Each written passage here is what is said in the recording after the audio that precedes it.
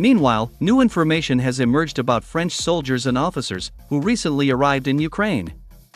Let me remind you that on April 12, 2024, many authoritative Russian telegram channels and war correspondents announced that 100 French soldiers and officers of the 3rd Infantry Regiment of the French Foreign Legion arrived at the location of the military base of the 54th Separate Mechanized Brigade of the Ukrainian Army in the city of Sloviansk. And today, 3 days later, on April 15, 2024, it became known that the Russian army launched a missile attack on the place of the deployment of the personnel of the French army unit. In particular, this was reported by the coordinator of the Nikolaev Underground, Sergei Lebedev, with reference to his fellow members of the resistance movement. According to him, on the night of April 15, Russian Iskander-M ballistic missiles hit 2 targets in Sloviansk. The place of the deployment of the personnel of the French army unit, and the place of the deployment of artillerymen of the Ukrainian armed forces, where French soldiers and officers were also stationed. Unfortunately, there is still no accurate data on the number of casualties among Ukrainian and French military personnel.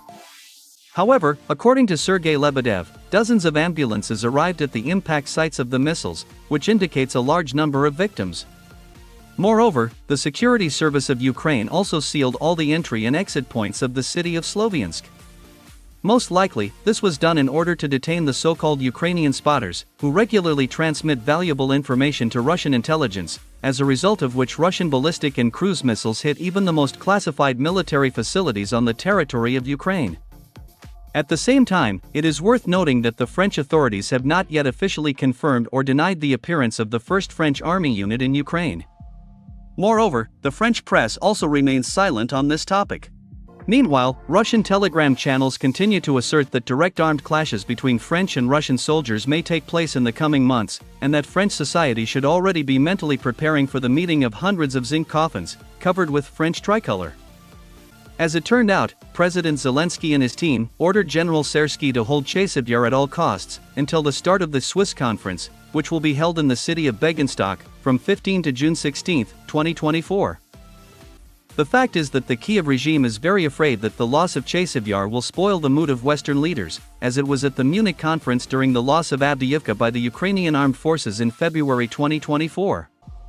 Back then, many Western leaders were seriously scared, and began talking not about money and weapons for Ukraine, but about possible negotiations with Moscow.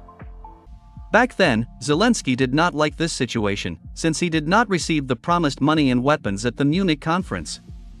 And now, President Zelensky wants to avoid a similar situation at the Swiss conference.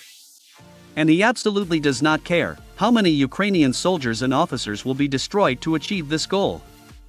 For him, the most important thing is money, weapons, and the opportunity to be on the political stage surrounded by Western leaders.